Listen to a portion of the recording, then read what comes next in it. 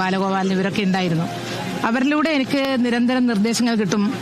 അതിനനുസരിച്ച് കേരളത്തിൽ അടച്ചു പൂട്ടപ്പെട്ടിരുന്ന ആയിരക്കണക്കിന് വരുന്ന സർക്കാർ ആശുപത്രികൾ ചെറുതും വലുതുമായിട്ട് തുറന്ന് പ്രവർത്തിക്കാൻ ആ കാലത്ത് ഞങ്ങൾക്ക് സാധിച്ചത് നാഷണൽ റൂറൽ ഹെൽത്ത് മിഷന്റെ സഹായത്തോടു കൂടിയൊക്കെ സാധിച്ചത് അതുകൊണ്ടാണ്. അക്കാലത്താണ് മെഡിക്കൽ സർവീസ് കോർപ്പറേഷൻ വന്നത്, അക്കാലത്താണ് യൂണിവേഴ്സിറ്റി വന്നത്, അക്കാലത്താണ് സോഷ്യൽ സെക്യൂരിറ്റി മിഷൻ വന്നത്, തിരുവനന്തപുരത്ത് കാണുന്ന ഇന്ത്യൻ ഇൻസ്റ്റിറ്റ്യൂട്ട് ഓഫ് ഡയബറ്റിക്സ് പ്രവർത്തനം ആരംഭിച്ചതെന്നാണ്, ഷൊർണൂരുള്ള ഐക്കോൺസ് പ്രവർത്തനം ആരംഭിച്ചതെന്നാണ്, കോഴിക്കോടുള്ള സെൻട്രൽ ഗവൺമെന്റിന്റെ സഹായത്തോടുള്ള ഇംഹാൻസ് മെന്റൽ പേഷ്യൻസിനുള്ള ഗവേഷണം അടക്കമുള്ള സ്ഥാപനം വന്നു.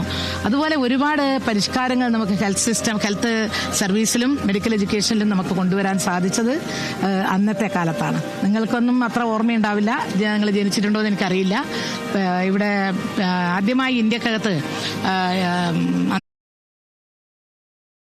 കാണുന്ന OP ബ്ലോക്കും 125 കോടിയുടെ സൂപ്പർ സ്പെഷ്യാലിറ്റി ബ്ലോക്കും 1.5 കൊല്ലം കൊണ്ട് പൂർത്തിയാക്കിയിട്ട് അന്ന് നമ്മുടെ ബഹുമാനപ്പെട്ട മുഖ്യമന്ത്രി ഉദ്ഘാടനം ചെയ്തു. അന്ന് കേന്ദ്ര ആരോഗ്യവകുപ്പ് മന്ത്രി ഗുലാം നബി ആസാദ് കൂടി പങ്കെടുത്ത ആ ഫോട്ടോ ഒക്കെ എന്റെ കയ്യിലുണ്ട്. ആ സൂപ്പർ സ്പെഷ്യാലിറ്റി ബ്ലോക്കാണ് ഇന്ന് നമ്മൾ തിരുവനന്തപുരത്ത് കാണുന്ന സൂപ്പർ സ്പെഷ്യാലിറ്റി ബ്ലോക്ക്. PMSSYയുടെ ഇന്ത്യയിലെ ആദ്യത്തെ പ്രോജക്റ്റ് ഇവിടെയായിരുന്നു നമ്മൾ പൂർത്തിയാക്കിയത്. അപ്പോൾ അതിനെല്ലാം ഏറ്റവും അധികം സഹായിച്ചത് ഈ കാര്യങ്ങളിൽ ഫയൽ നീക്കുക എന്ന് പറയുന്നത് വളരെ പ്രധാനമാണ്. കാരണം ഇങ്ങനെയുള്ള ചില സുപ്രധാനമായ തീരുമാനങ്ങൾക്ക് അവസാനമായ തീരുമാനം എന്ന് പറയുന്നത് ക്യാബിനറ്റിൽ കൊണ്ടുപോകേണ്ടത് നമ്മുടെ CMന്റെ ഓഫീസാണ്. CMന്റെ ഓഫീസിൽ ആയിട്ടുള്ള ഒരു അറ്റാച്ച്മെന്റ് നിരന്തരം ബന്ധപ്പെടാനുള്ള ഒരു ലൈൻ ഞങ്ങൾക്കുണ്ടായിരുന്നത് കൊണ്ട് അത് കൊണ്ടുപോകേണ്ട താമസം മെഡിക്കൽ മിനിസ്റ്ററുടേതാണെങ്കിൽ അത് ഒപ്പിട്ട് കൊടുക്കണം വേഗത്തിൽ, കാരണം ആരോഗ്യ വകുപ്പാണ് എന്ന് പറഞ്ഞ് എത്രയും പെട്ടെന്ന് അത് ഫയൽ നീക്കുന്ന ഒരു സ്ഥിതി ഉണ്ടായതുകൊണ്ടാണ് സിസ്റ്റത്തിൽ തന്നെ നമുക്ക് ഒരുപാട് ഡ്യുവൽ കൺട്രോൾ സിസ്റ്റം, അതുപോലെ നമ്മുടെ ഹെൽത്ത് ഇൻഫർമേഷൻ സിസ്റ്റം, അതിനനുസരിച്ച് പിന്നെ സ്പെഷ്യാലിറ്റി കേഡർ, അഡ്മിനിസ്ട്രേറ്റീവ് കേഡർ, ഇതൊക്കെ നമുക്ക് അന്ന് കൊണ്ടുവരാൻ സാധിച്ചത് വർഷങ്ങളോളം നമ്മളതിന് ഒരു വർഷമൊക്കെ പണിയെടുത്തിട്ടുണ്ട്. അതൊക്കെ ഞാൻ മുഴുവനായിട്ട് പറയല്ല. അദ്ദേഹത്തിന്റെ ഒരു സംസാരിക്കുന്നത് കുറവാണെങ്കിലും കാര്യങ്ങൾ മനസ്സിലാക്കി ഇടപെടുക, വളരെ പ്രധാനപ്പെട്ട കാര്യങ്ങളിൽ മാത്രമേ അദ്ദേഹം മെഡിക്കൽ മിനിസ്റ്ററോട് തന്നെ ഉദ്ഘാടനം ചെയ്താൽ മതി എന്നങ്ങനെ പറയും. അദ്ദേഹം അദ്ദേഹത്തിന് ഏറ്റവും താല്പര്യം ജനങ്ങളുടെ പ്രശ്നം എവിടെയാണ് ഉയരുന്നത് അവിടെ പോകാനായിരുന്നു. അങ്ങനെ മലമുകളിലും അതുപോലെ കണ്ടില്ല നിങ്ങൾ ഈ കഴിഞ്ഞ ദിവസം ശബരിമലയിൽ പോയത് എന്തായിരുന്നു എന്നറിയോ? അന്ന് ശബരിമലയിൽ ആശുപത്രി ഉണ്ടായിരുന്നില്ല. ഞങ്ങൾ വരുമ്പോൾ പമ്പയിലും അപ്പാച്ചിമേടും നീലിമലയിലും ഓരോ ആശുപത്രി കെട്ടി സന്നിധാനത്ത് ICU ഉൾപ്പെടെയുള്ള ഒരു ആശുപത്രി നിർമ്മിച്ച് ഉദ്ഘാടനത്തിന് വേണ്ടിയാണ് അദ്ദേഹം സന്നിധാനത്ത് 84-ാമത്തെ വയസ്സിൽ അദ്ദേഹം മല ചവിട്ടി കയറിയത്. ഏഷ്യാനെറ്റ് ആയിരുന്നല്ലോ അന്നുണ്ടായിരുന്നത്. ഇന്ന് കാണുന്ന നിരവധി ചാനലുകൾ അന്നുണ്ടായിരുന്നില്ല. അതുകൊണ്ട് എനിക്കറിയില്ലായിരുന്നു. അങ്ങനെ ഒരു വീഡിയോ എടുത്ത കാര്യം തന്നെ ഞാൻ കാണുന്നത് ഇപ്പൊ ഈ അടുത്ത ദിവസങ്ങളിലാണ്. അദ്ദേഹം 84-ാമത്തെ വയസ്സിൽ മല ചവിട്ടുമ്പോൾ കൃത്യസമയത്ത് അദ്ദേഹം സന്നിധാനത്ത് ഇത്ര സമയം കൊണ്ടാണ് എത്തുക എന്ന് പറഞ്ഞത് അതിന് എത്തി.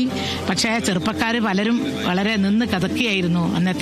ഇന്നത്തെ സൗകര്യമൊന്നും വന്നില്ല. പക്ഷെ അദ്ദേഹത്തിന്റെ ആ ഒരു മനസ്സ്, അദ്ദേഹത്തിന്റെ ആ നിശ്ചയദാർഢ്യം, അദ്ദേഹത്തിന്റെ ലക്ഷ്യബോധം, അതൊരു ഒരു പ്രത്യേകത തന്നെയാണ്. VSന് സമം VS മാത്രമേ ഉള്ളൂ. അതുല്യനാണ് അദ്ദേഹം. ഈ രാജ്യത്ത് ഇടതുപക്ഷ ഇന്ത്യയിലെ തൊഴിലാളി വർഗ പ്രസ്ഥാനത്തിന്റെ അമരക്കാരൻ വിശേഷിപ്പിക്കുന്നത് അദ്ദേഹം ഈ പ്രസ്ഥാനം ഉണ്ടാക്കുന്നതിന് നേതൃത്വം കൊടുത്തിട്ടുള്ള വ്യക്തിയാണ്. അദ്ദേഹം എന്നും ജനഹൃദയങ്ങളിലാണ്. ഇത് കണ്ടില്ലേ, ഇന്നലെ ജലപ്രവാഹം പോലെയല്ലേ അദ്ദേഹം വിട പറഞ്ഞു എന്ന് കേൾക്കുമ്പോഴത്തേക്കും അങ്ങ് മഞ്ചേശ്വരം മുതൽക്ക് ഇങ്ങോട്ട് ആളുകൾ ഒഴുകി എത്തിയത് വെള്ളം ഒഴുകുന്ന പോലെ, ജലപ്രവാഹം പോലെയാണ് ജനങ്ങൾ ഒഴുകിയെത്തിയത്. ഇത് വേറെ എവിടെയും ആർക്കും കണ്ടിട്ടില്ലാത്തൊരു കാര്യമാണ്. അത് ഈ 7 വർഷമായിട്ടും അദ്ദേഹം ഒന്നുകിൽ പ്രതികരിക്കുകയോ പത്രങ്ങളിൽ എഴുതുകയോ ഒന്നും ചെയ്തിട്ടില്ലല്ലോ. അദ്ദേഹം പുറത്ത് വന്നിട്ടില്ലല്ലോ. എന്നിട്ടും ജനങ്ങളുടെ മനസ്സിൽ നിന്ന് ഒരു ലവലേശം അദ്ദേഹത്തിന്റെ സ്മരണകൾക്ക് ഒരു തരിമ്പ് പോലും കുറവ് ഉണ്ടായിട്ടില്ല എന്നുള്ളതാണ്. അതാണ് അദ്ദേഹത്തിന്റെ മഹാത്മ്യം. അത് എല്ലാവർക്കും സാധിക്കുന്ന ഒന്നല്ല. വലിയ നഷ്ടമാണ് ഈ രാജ്യത്തിന്, ഈ കേരളത്തിന് പ്രത്യേകിച്ച് വലിയ നഷ്ടമാണ്. നമ്മുടെ മലയാളികളെ സംബന്ധിച്ചിടത്തോളം ഒരു വലിയ ദുഃഖമാണ് അദ്ദേഹത്തിന്റെ ആ വേർപാട്. നമുക്കെല്ലാം ഉണ്ടാക്കുന്ന വിഷമം ഹൃദയഭേദകമാണ്. അദ്ദേഹത്തിന്റെ സ്മരണയ്ക്ക് മുൻപിൽ ആദരാഞ്ജലികൾ അർപ്പിക്കുന്നു. ഏറ്റവും നല്ല മൊമെന്റ് ഒരുപാടുണ്ട്. പെട്ടെന്ന് ഓർത്തെടുക്കുക എന്ന് പറയുന്നത്, ഒന്ന് ഈ പറഞ്ഞതുപോലെ ഞാൻ ഇന്നും ഓർക്കുന്നത് ശബരിമലയിൽ സന്നിധാനത്തിൽ അദ്ദേഹം അവിടെ വന്ന് എന്നെ 2 വാക്ക് പ്രശംസിച്ച് ഞാൻ പറഞ്ഞ ഉടനെ ഇത്രയും പെട്ടെന്ന് ഒരു ആശുപത്രി ഇവിടെ നിർമ്മിച്ചല്ലോ എന്ന് പറഞ്ഞ് 2 വാക്ക് എന്നെ പ്രശംസിച്ചു. ഇപ്പൊ പത്തനംതിട്ടയിലുള്ള ഒരു DMO ആയിരുന്നു അന്ന്.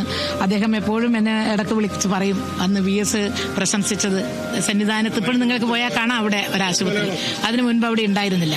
ആ വാക്ക് എന്നും ഞാൻ ഓർക്കും.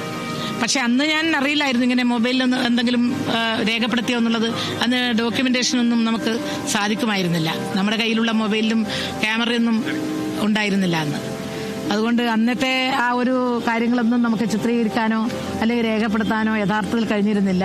ഞാൻ ഈ കഴിഞ്ഞ ദിവസം പലരും അയച്ചു തന്ന വീഡിയോ കണ്ട് ഞാൻ സത്യം പറഞ്ഞാൽ സന്തോഷിക്കുകയാണോ വേണ്ടത്, കരയാണോ വേണ്ടത് എനിക്ക് എന്ന് തോന്നിപ്പോയി. അത്രയേറെ അത്ഭുതം തോന്നിയ ഒരു വീഡിയോ ആയിരുന്നു അത്.